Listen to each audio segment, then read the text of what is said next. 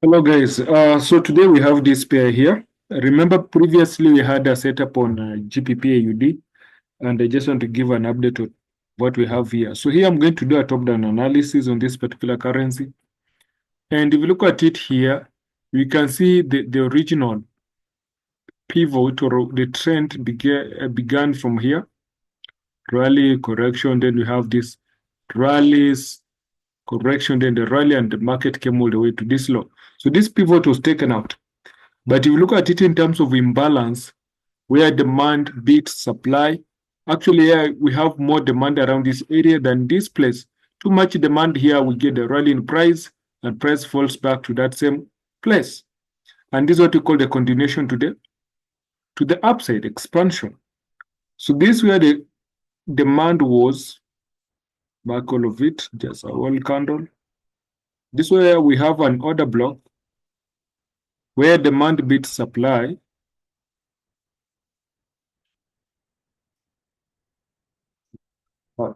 right? Demand here, like this other color.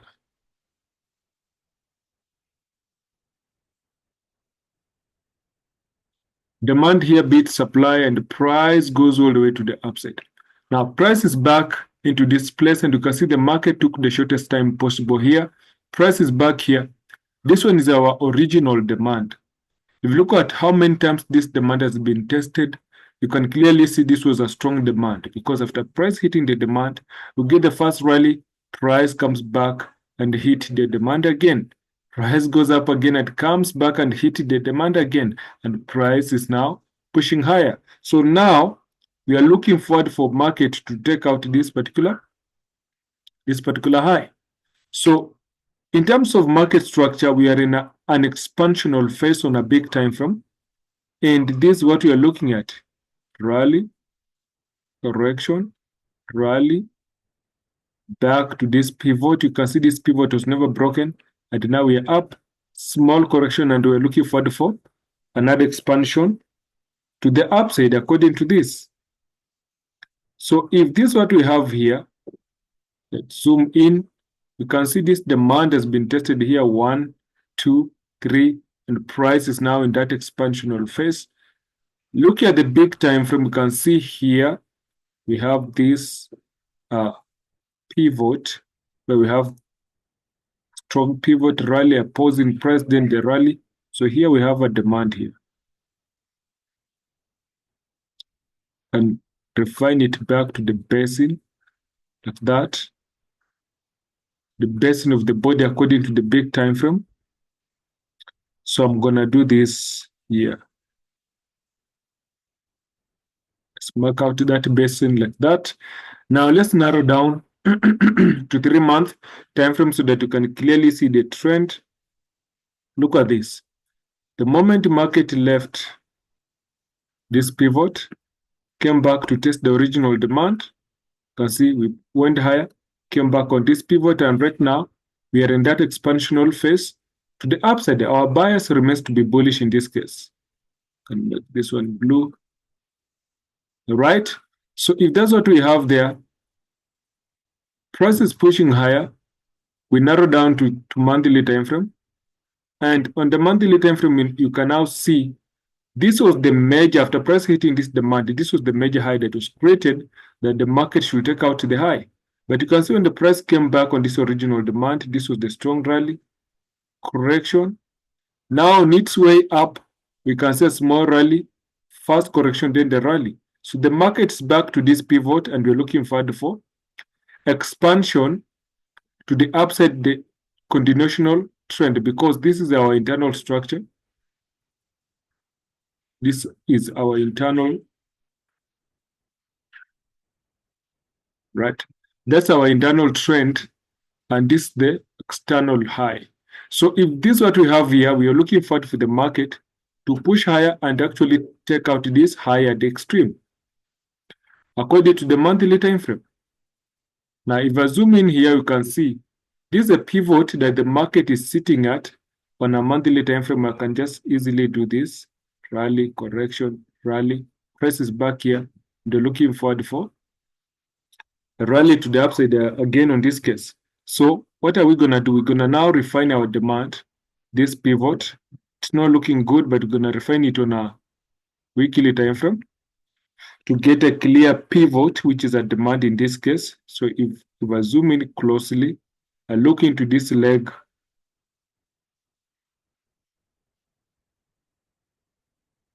Sorry for that. Okay. I look into this leg, you can see here there's a lot of noise, but you can work on this one, refining it. So you can see, look at the original pivot, which is the demand here. You can see this demand is not fresh because price has hit the demand here and went higher.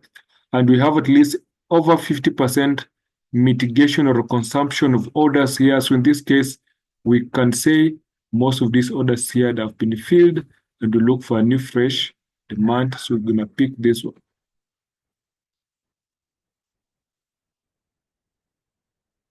So here we have what we call drop. Right, you see this is drop base rally to the upside, a strong rally to the upside. So this becomes our demand, right? This becomes our demand. This area, this where demand beats supply and price rallies to the upside all the way. So this is the original low that initiated this entire move to the upside. So if you look at this market later, you see market comes back and that demand hits the demand and leaves. Of course, I did not manage to enter this trade down here. I was looking at the fundamentals and I was hoping that the pound has to strengthen against the Australian dollar for me to get a clear confirmation of a buy to this area, from this area.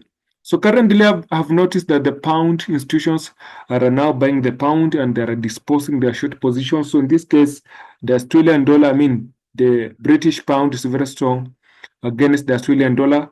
This gives us a higher probability of getting a bullish bias in this case. But in this market, I'm not going to look into fundamentals. I'm just going to explain technicals alone. So here we can see price when it came in this demand. It happened to give you this a lot of indecisive, we can call them hammer candles around this area, showing you that sellers were strongly pushing price lower, but buyers steps in and pushes the price. You see, it closed up here, it opened down here. Of course, here it rallies it closer, then the next candle steps in are green candles to show you that the buyers are in.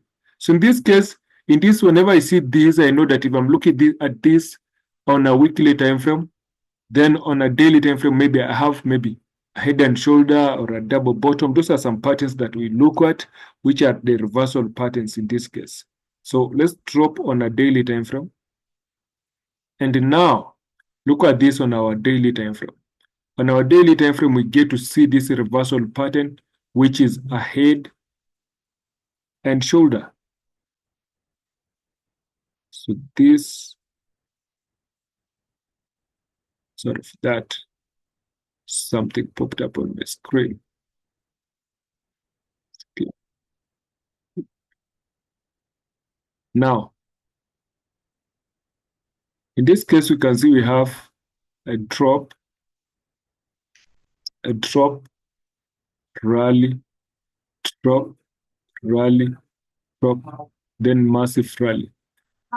If you started anywhere on YouTube,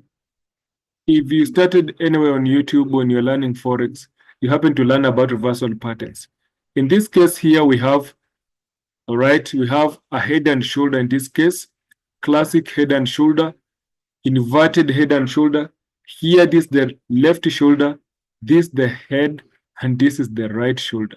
So here you can see price. We go back to the basics.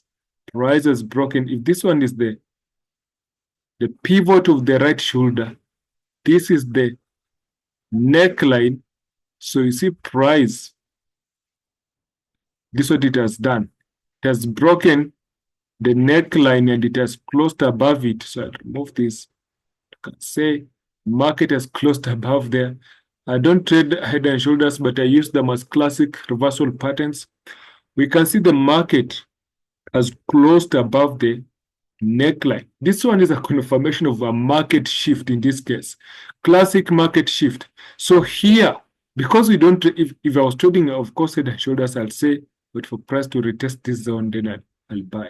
But I don't trade support and resistance, actually trade demand and supply. So if I look back, I can see rally, pairs, strong rally to the upside. So guys, this way I get my demand.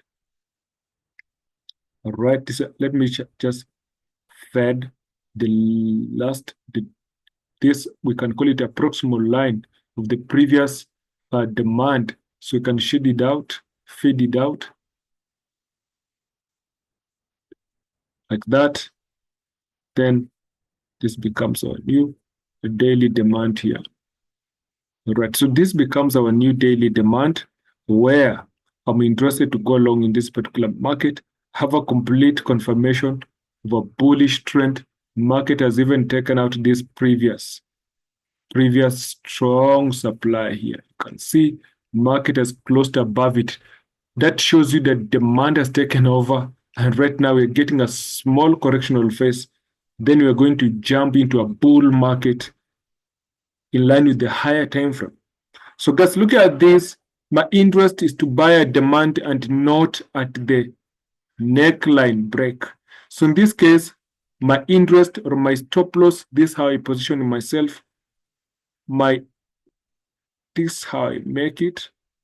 My stop is always 30% of the entire zone that I'm trading. So I'll say my stop loss should be here, right? My stop loss should be here, but unfortunately, look at this. Why is the stop loss positioning itself around this, what we call the pivot here? Of course, if there's what we call liquidity sweep, this is the time we get taken out. So of course, my stop is gonna go below. So first of all, originally my entry will be here.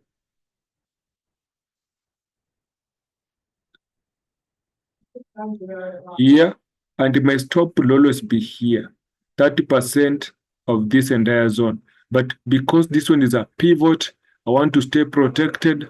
I want to lower the chances of being stopped out from being stopped out because of this high. So I'm going to put my stop loss. Instead of me checking 30% of my demand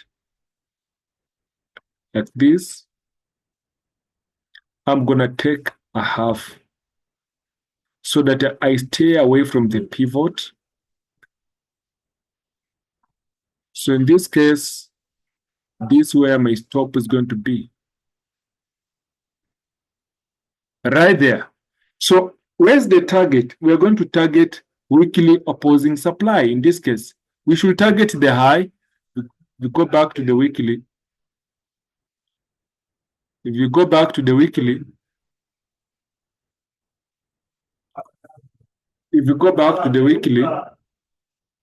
you see, go back to the weekly.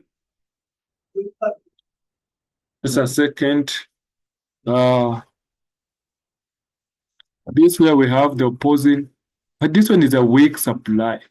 We're going to target all the way.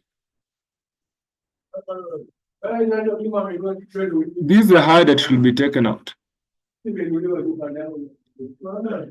So if we target, actually, let's be honest, guys, don't over target. Let's just say, go to the monthly time frame. You see on the monthly time frame, this is a supply. There's a supply here.